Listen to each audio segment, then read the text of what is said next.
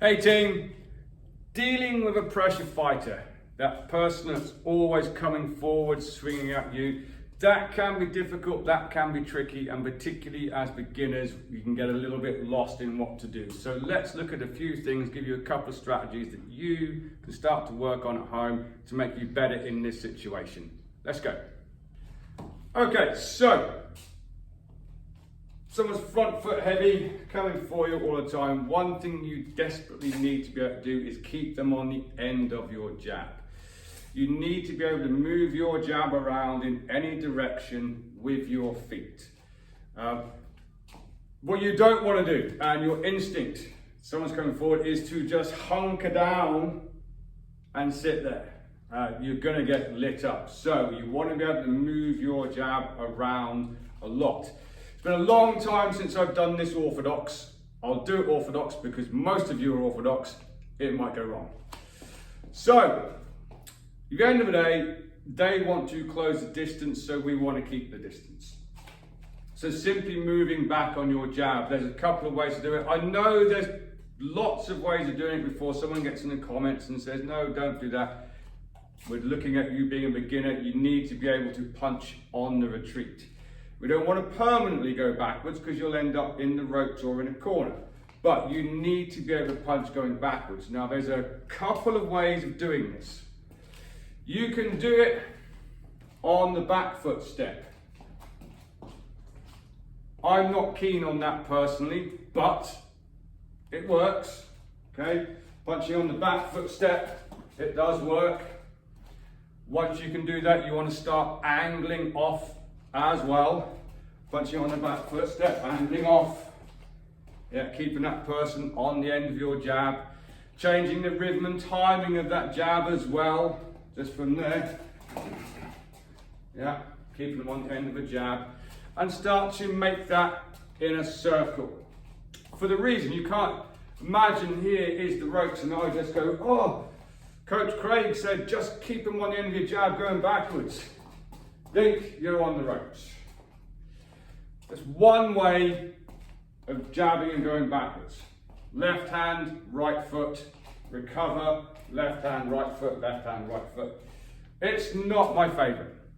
My favorite way is to go same hand, same foot. But if you're a beginner, I understand that that might be a little bit too technical for you.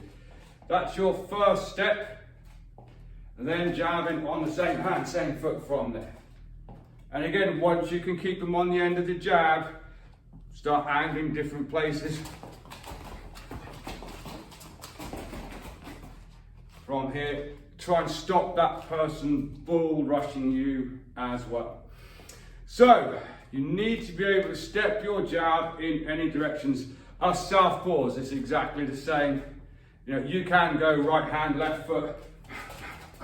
That's okay. Preferably, same hand, same foot. Okay, keep them on the end of your jab, but let's have a look at a couple of movement drills that you can work into your shadow boxing to really help this. So as you can probably see already, there's a huge influence on footwork here. And that's the main thing. If you don't have footwork, that person who's pressuring you is going to be able to close the distance on you, put you right where they want you, and light you up all the time.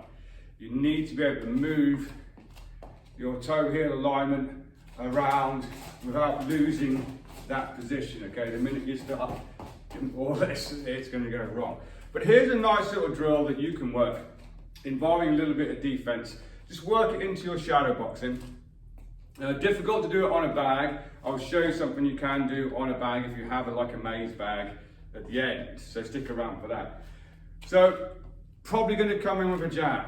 And we've spoke about the backhand catch no end of times on this channel. We don't want to go backwards too much for what we just said we're going to end up in the ring. So we're going to assume the jab's coming first so you can work shadow box defense this backhand jab. So we're going to step and backhand catch, step, backhand catch. Then we're going to start our punches.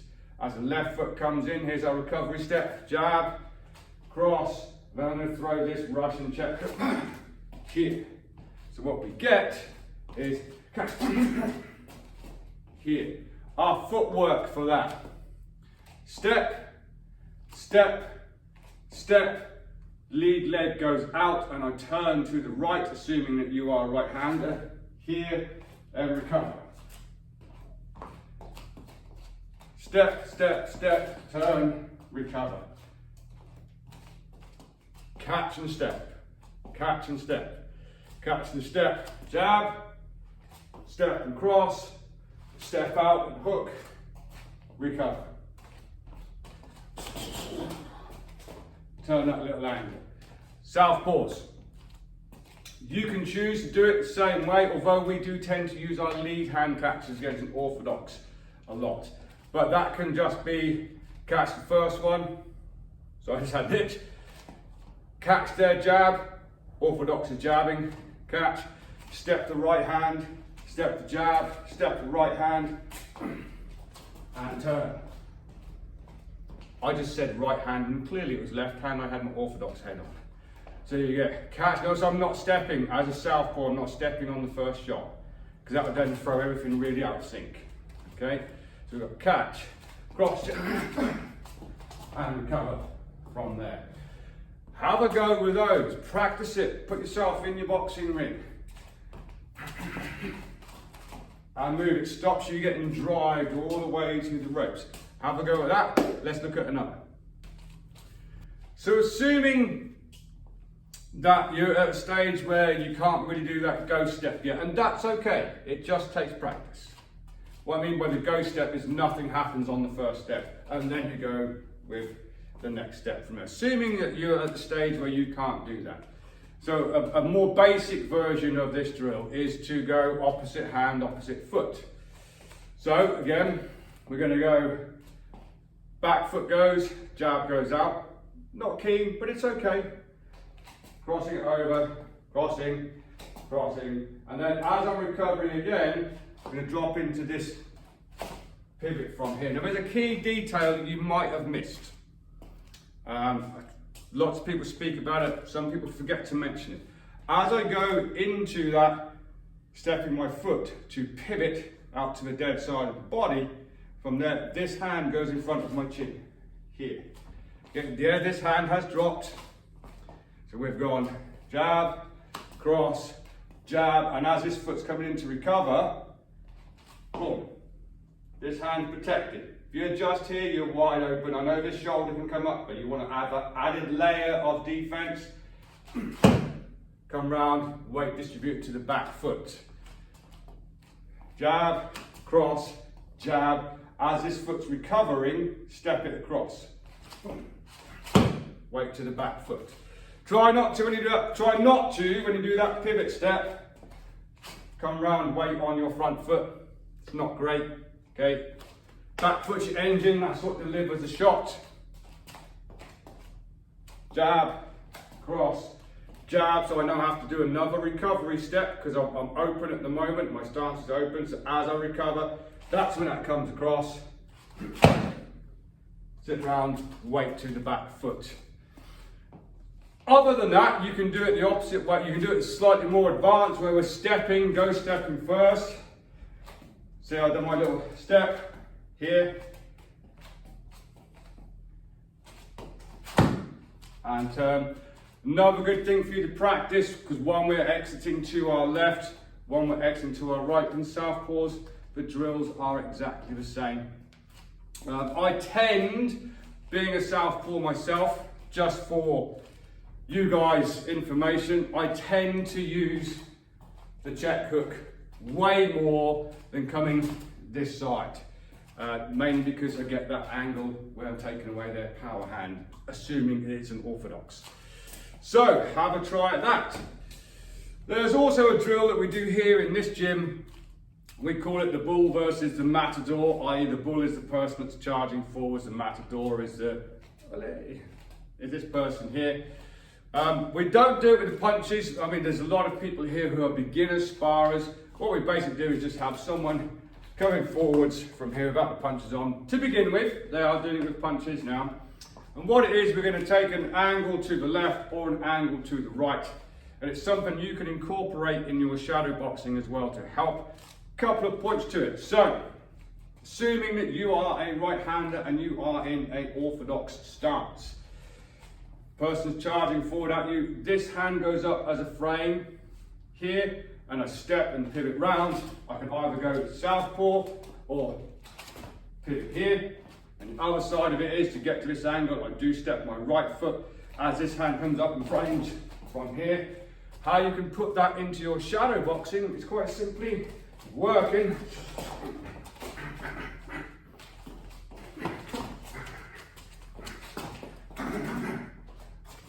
from here. Keynotes, key points, that frame. I know it leaves your body open before someone goes, but your body's open, coach. I know. You're in a fight, it's very difficult to cover all your bases. There's a risk and reward system. Someone coming forwards, frame. Even if that's just shielding your face. Yeah, they've got a little bit close, they've gathered up pace and you haven't gone back as quick as you can, you're getting a little bit caught.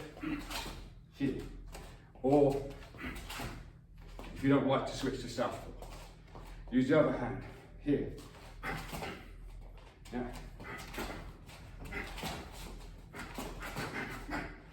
And start working that into your drills. Let's have a look at another thing you can do on a bag to really try and hone in your skills of being a punch on the retreat. Right, I am going to do this southpaw because I'm better at it southpaw than what I am orthodox. So only really works if you can get hold of something like a maze bag like this. The aqua bags don't really work with it because they don't really swing.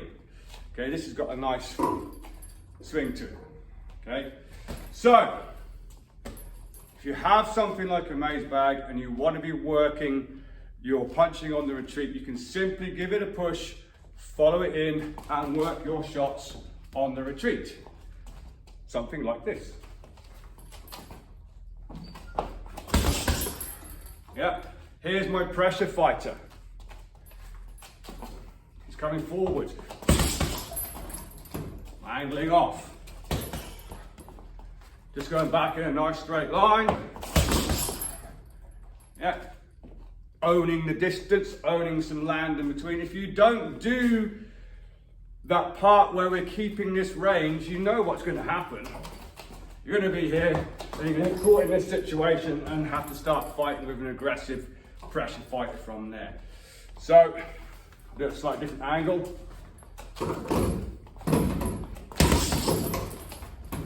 Yeah, angling off.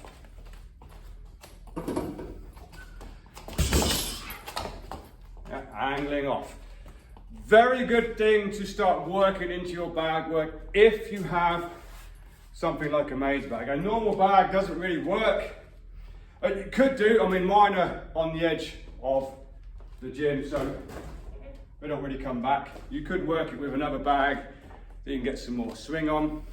I personally use these type of bags for this type of thing. Maintain your stance as you're doing it. Remember, it is footwork. Step, step, step, step. Yeah, and like we was talking about just now, here comes the pressure. Yeah. Here comes the pressure.